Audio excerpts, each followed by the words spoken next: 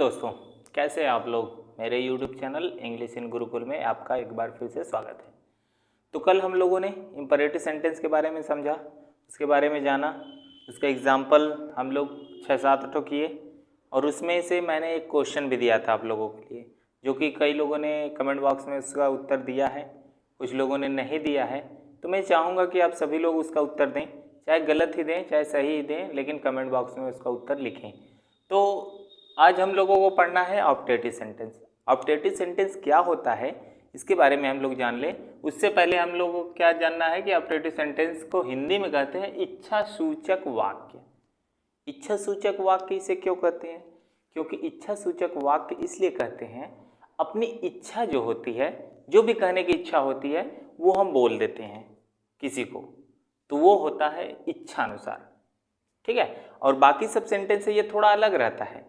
अब इसमें इच्छा सूचक वाक्य में क्या होता है, अगर हम इसको डिफाइन करें, अगर इसकी परिभाषा के बारे में बात करें तो इसको हम यह कह सकते हैं कि वह वाक्य या फिर वह सेंटेंस जिसमें आशीर्वाद, श्राप, शुभकामनाएं या फिर प्रे, प्रार्थना होता है, तो वो होता है ऑप्टेटिव सेंटेंस। ऑप्टेटिव सेंटेंस में आशीर्वाद दिया जाता है, विश किया जाता है, यानी शुभकामना देते हैं, जैसे happy birthday, happy new year, happy Christmas day. वैसे मैरी क्रिसमस डे बोला जाता है। मैरी का भी मतलब ये होता है हैप्पी। अब वहाँ पे मैरी का भी मतलब होता है, वहाँ पे मैरी नहीं होता, मेरी होता है। तो मैरी और मेरी दोनों अलग अलग है। मैरी मतलब शादी और मेरी मतलब हैप्पी। तो वहाँ पर मेरी क्रिसमस या फिर हैप्पी क्रिसमस दोनों कह सकते हैं, कोई प्रॉब्लम नहीं है, क्योंकि दोनों का मतलब सेम ही होता है। तो आज हम इसके बारे में थोड़ा सा और जानेंगे। तो इसमें क्या क्या चीज़ें होती हैं जरा सा देख लेते हैं।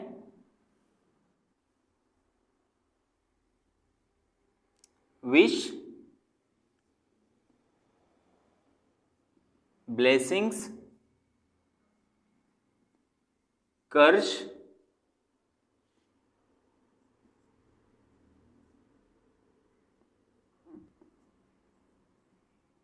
प्रे, ये 4 चीजें इसमें आती हैं।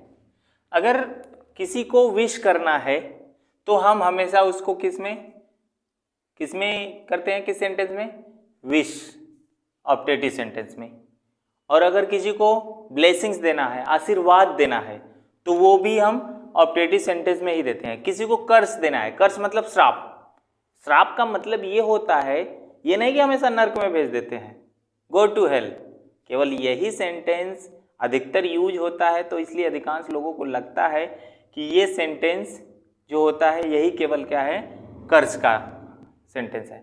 लेकिन केवल यही नहीं है, और भी सेंटेंस होते हैं।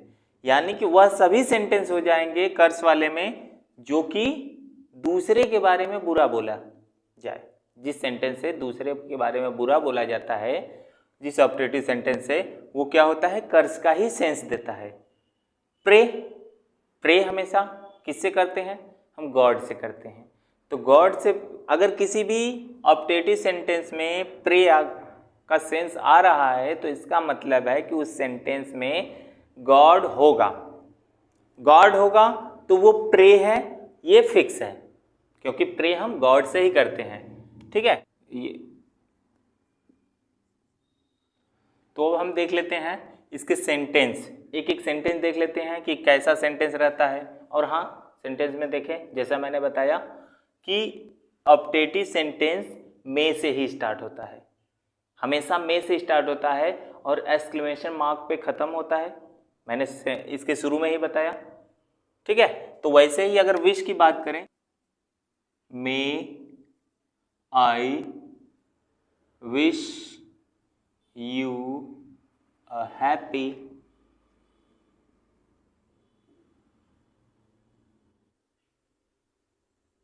मैरिज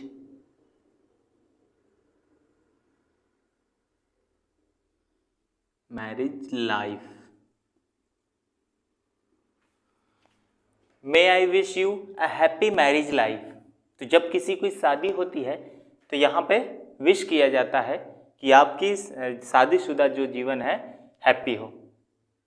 लेकिन ये तो सबसे बड़ा झूठ है, अधिकांश लोग जिसका शादी हो गया है वो बोलते हैं कि मैरिज लाइफ अच्छी नहीं होती, लेकिन एक दो हैं, मेरे एक मित्र हैं जो कि इलाहाबाद में एक दरोगा के पोस्ट पे, वो बोलते हैं कि मेरा मैरिज लाइफ शादी के बाद बहुत खुश है।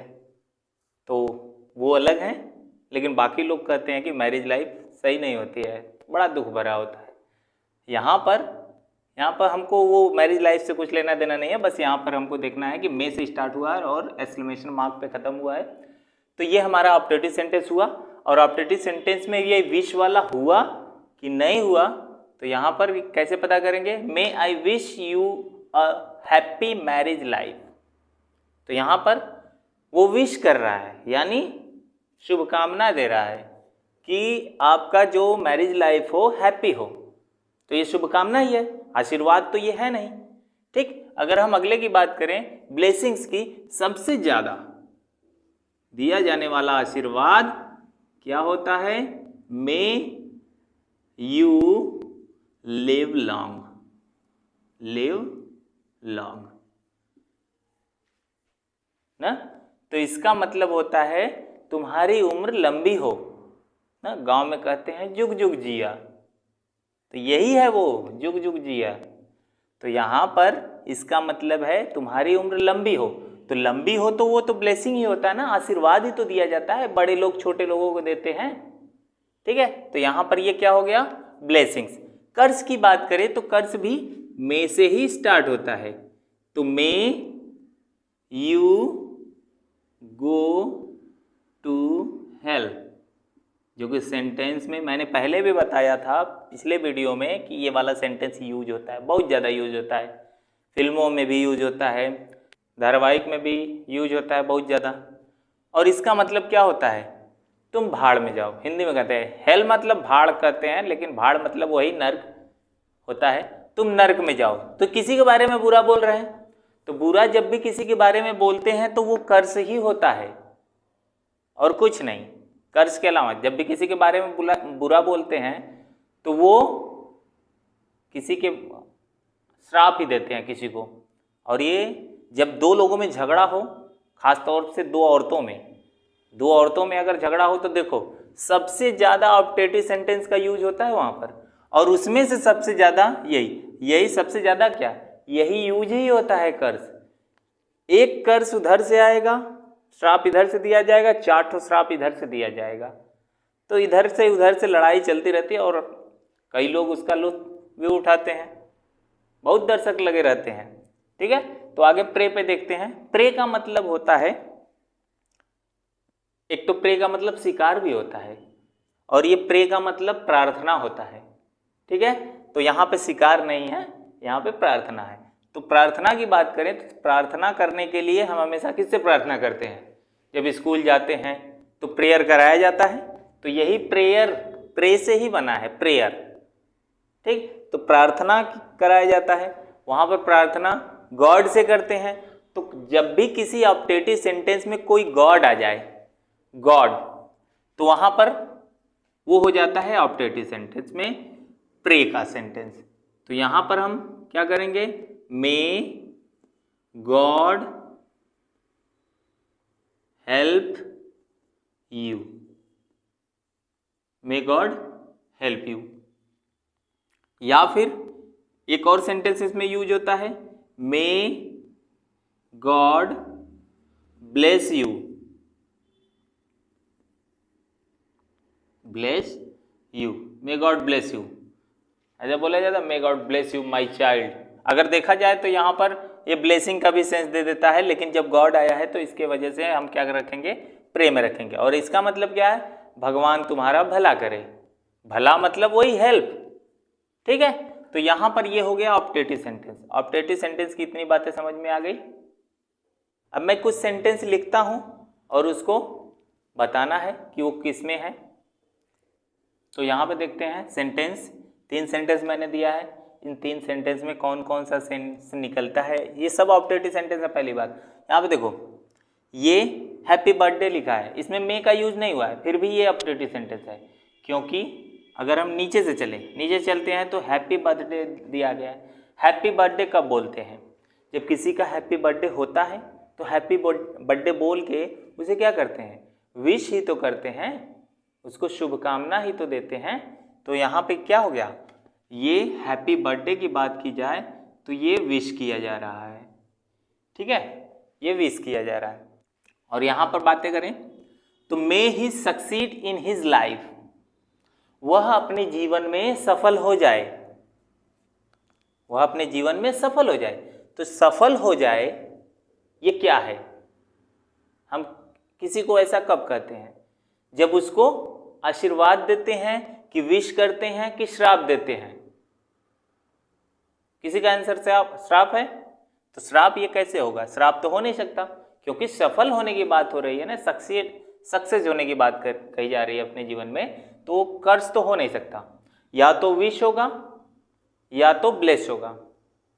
ब्लेस क्या होता है, आशीर्वाद, तो यहाँ पे ये आशीर्वाद है, ठीक है। तो यहाँ पर हम कह सकते हैं ये क्या है गया, ब्लेस, ब्लेसिंग, ब्लेसिंग्स हो गया। और यहाँ पे क्या है, may your wife die soon, may your wife die soon. तो अब यहाँ पर क्या बोला जा रहा है, अब यहाँ मरने की बात हो रही है। जब मरने की बात हो रही है तो इसका मतलब क्या है कि ये कर्स है, क्योंकि किसी के बारे में बुरा बोला जा रहा है। तो जब भी किसी के बारे में बुरा बोला जाएगा तो वहां पर वो कर्स ही होता है। तो यहां पर इसलिए ये क्या हो गया, ये भी कर्स हो गया, ठीक है, समझ में आई बात, ठीक। तो यहां पर ये सेंटेंस खत्म हुआ। अब अगला सेंटेंस हम लोग देखेंगे ऑप्टेटिव, ऑप्टेटिव तो हो गया, एक्सक्लेमेटरी सेंटेंस। तो आइए अब एक्सक्लेमेटरी सेंटेंस के बारे में जानते हैं। ये थोड़ा छोटा टॉपिक है, तुरंत खत्म हो जाएगा। जैसा कि यहाँ पे लिखा हुआ है, दिख रहा है आप लोगों को कि यहाँ पर एक्सक्लेमेटरी सेंटेंस को हिंदी में कहते हैं आश्चर्य सूचक वाक्य। यानी इस सेंटेंस से हम आश्चर्य व्यक्त करते हैं, आश्चर्य को बताते हैं, किसी भी सरप्राइज को एक्सप्रेस करते हैं, जाहिर करते हैं किसी सामने वाले पर एक्सक्लेमेटरी सेंटेंस में। अब ये एक्सक्लेमेटरी सेंटेंस पहले शुरू कैसे होगा ये हम देख लेते हैं। इसका पहचान क्या है, कैसे पहचानेंगे कि कोई भी सेंटेंस एक्सक्लेमेटरी सेंटेंस है, वो कैसे पहचानेंगे। इसको पहचानने का दो तरीका है। वो दो तरीका में से पहला ये है कि कोई भी सेंटेंस, कोई भी ऐसा सेंटेंस जो किसी एक्सक्लेमेशन वर्ड से शुरू हो, जो किसी एक्सक्लेमेशन वर्ड से शुरू हो और अंत में फुल स्टॉप, किसी एक्सक्लेमेशन वर्ड से शुरू हो और अंत में फुल स्टॉप हो, तो उसे ही क्या कहेंगे, एक्सक्लेमेटरी सेंटेंस। और ये एक्सक्लेमेशन वर्ड क्या क्या होते हैं ये आप लोग जानते हैं। जितने भी इंटरजेक्शन के वर्ड होते हैं, पार्ट्स ऑफ स्पीच में 8वां पार्ट्स ऑफ स्पीच क्या है, इंटरजेक्शन। तो इंटरजेक्शन की अगर बात करें तो जितने भी इंटरजेक्शन होते हैं वो सब एक्सक्लेमेशन वर्ड होते हैं, ठीक है। तो वो उसमें से कुछ मैंने यहाँ पे लिखा है, अलाश, वाव, यहाँ पर वाव में भी ये ऐसे रहेगा, हुर्रा, फाई फाई, ठीक है, ये सारी चीज़ें होती है, वेल डन, ब्रेवो, ये सारी चीज़ें एक्सक्लेमेशन वर्ड होते हैं। और इन सब से कोई सेंटेंस शुरू होगा और उसी के तुरंत बाद ये देख रहे हैं, ये चिन्ह लगा हुआ है, इस चिन्ह को क्या कहते हैं, यहाँ पे मैंने लिखा है एक्सक्लेमेशन मार्क। इसको कहते हैं एक्सक्लेमेशन मार्क, हिंदी में कहते हैं विस्मयादिबोधक चिन्ह या फिर विस्मय सूचक चिन्ह, ये भी कहते हैं।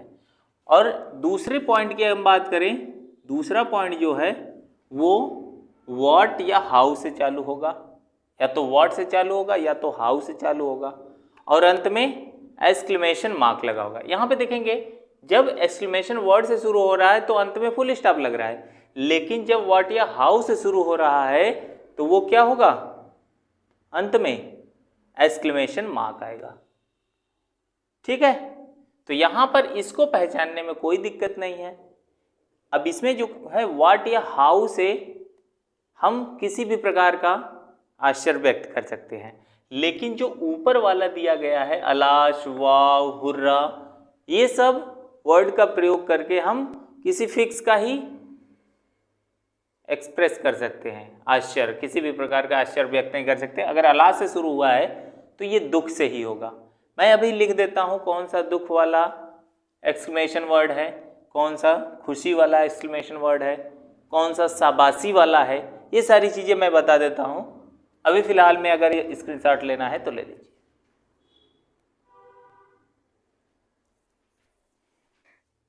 तो यहाँ पे देखें, जो एक्सक्लेमेशन वर्ड से शुरू होने वाला सेंटेंस होता है वो सब यही सब वर्ड से शुरू होता है। और ये सब वर्ड शुरू होता है तो जब वाव या फिर हुर्रा से चालू होगा तो वो जॉय होगा, यानी खुशी की बात जब कहनी होगी तो ये सब शब्द हम लगाएंगे।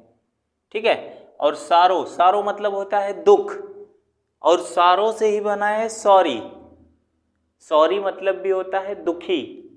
अब ये लोग सॉरी का ऐसा मतलब बना दिए हैं कि सॉरी मतलब माफ़ करना या माफ़ी मांगना होता है, लेकिन सॉरी मतलब माफ़ी मांगना नहीं होता है, दुखी होता है। ठीक है। तो यहाँ पे सारो मतलब होता है दुख, जो कि अलास या फिर ओह, ये इससे हम पहचानेंगे। अगर अलास या ओह आया है तो वो दुख को बता रहा है। प्रेज मतलब होता है शाबाशी, किसी को शाबाशी देना। ठीक है। तो प्रेज करना, वाहवाही करना किसी को, तो वहाँ पर ब्रावो या फिर वेल्डन का यूज किया जाता है। ठीक है, ब्रावो और वेल्डन। और कंटेम्प्ट, कंटेम्प्ट मतलब होता है घृणा, किसी भी ऐसी चीज़ को देखकर जिसको अंदर से घृणा उत्पन्न हो तो वो होता है कंटेम्प्ट। और वहाँ पे हम बोलते हैं छी छी या फिर फाई। अंग्रेजी में फाई फाई बोलेंगे, हिंदी में छी छी बोल देंगे। ठीक है। तो ये बातें समझ में आई इतना। तो ये हो गया एक्सक्लेमेटरी सेंटेंस में जो किसी एक्सक्लेमेशन वर्ड से शुरू होंगे। अगर नीचे हम देखें, कुछ सेंटेंस ऐसे होते हैं जो व्हाट या हाउ से शुरू होते हैं।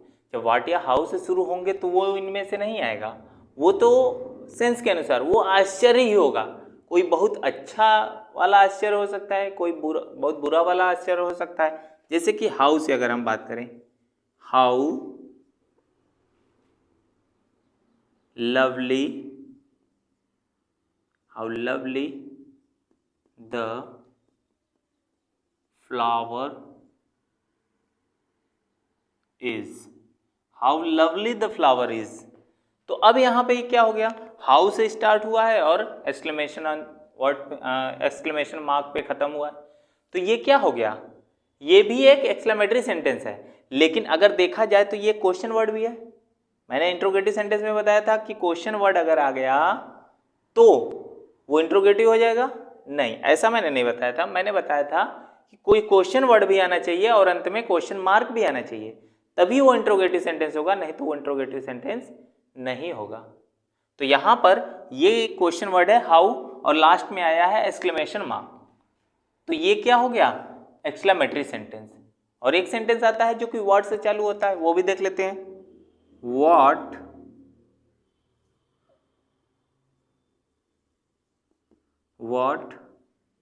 अ dangerous, what a dangerous snake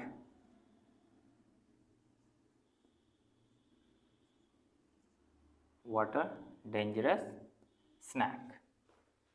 तो यहाँ पे बातें करें तो इसका मतलब कितना खतरनाक सांप है, ये आश्चर्य व्यक्त कर रहे हैं कितना खतरनाक सांप है। ये पूछ नहीं रहे हैं कितना खतरनाक सांप है। अगर पूछना होता तो यहाँ पर वैसे तो देखिए व्हाट से का मतलब क्या होता है, लेकिन यहाँ पे क्या का यहाँ सेंस नहीं निकलेगा, यहाँ पर निकलेगा कितना खतरनाक से सांप है। इसको बोलने का टोन भी अलग होना चाहिए। और यहाँ पे देख रहे हैं कि एक्सक्लेमेशन मार्क और यहाँ पर व्हाट से चालू हुआ है। ठीक है, तो यही है हमारा एक्सक्लेमेटरी सेंटेंस। तो यहाँ पर सेंटेंस के टाइप खत्म हुए, on the basis of meaning, meaning के बेस पे जो भी सेंटेंस का टाइप था वो खत्म हो गया। आप लोगों को स्क्रीनशॉट लेना है तो ले लीजिए फिर। तो ये वीडियो यहीं पे समाप्त हुआ। अब आगे हम लोग पढ़ेंगे स्ट्रक्चर के बेसिस पे जो भी सेंटेंस का टाइप होता है वो बड़ा इंपॉर्टेंट है। ठीक है, तो जो भी चीज़ें समझ में आ गई हैं तो अच्छी बात है। अगर जो भी चीज़ें नहीं समझ में आई है आप भी कमेंट बॉक्स में कमेंट करिए, और कोई भी सुझाव देना है तो सुझाव दीजिए, कोई भी दिक्कत वाली बात नहीं है। तो आप लोग सुझाव कमेंट बॉक्स में अपना अपना दे सकते हैं। तो आज का वीडियो यहीं पे समाप्त होता है। मिलते हैं अब अगले वीडियो में, तब तक के लिए नमस्कार।